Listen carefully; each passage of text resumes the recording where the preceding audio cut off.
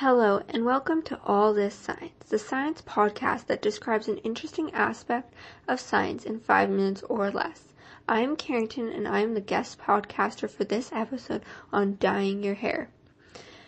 Have you ever been sitting at a salon for a couple hours waiting with dye in your hair and wondering, what's going on in my hair?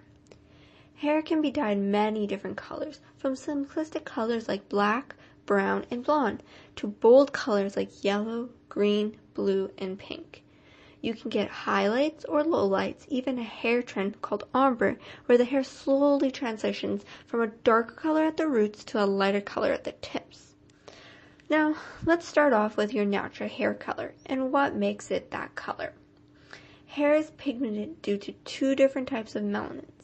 Eomelanin, that gives the hair colors black to brown, or pheomelanin, that gives your hair the color blonde to red. Now, to dye your hair, you need 4 main ingredients: primary intermediates, coupling agents, hydrogen peroxide, and ammonia. Let's say you wanted to bleach your hair. You would use a mixture of primary intermediates, hydrogen peroxide, and ammonia. But let's break down what everything does. You would take a primary intermediate and expose it to an oxidizing agent. The most common of that is hydrogen peroxide.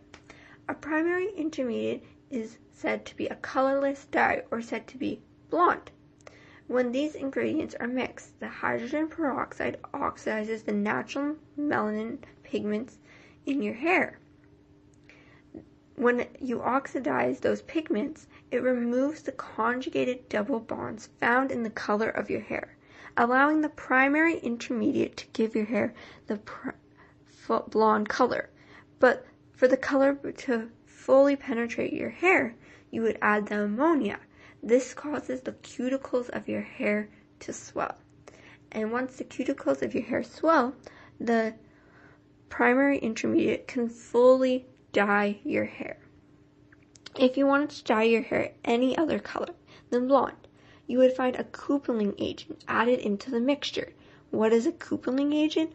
A coupling agent is also said to be a colorless, but when mixed with a primary intermediate, it produces a wide range of colors. The colors produced depend on the ratios of the ingredients added into a person's hair. It also depends on the person's hair itself.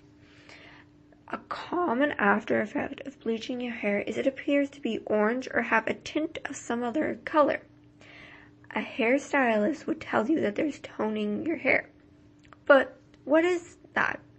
Toners alter the undertone of your hair, typically on bleached hair.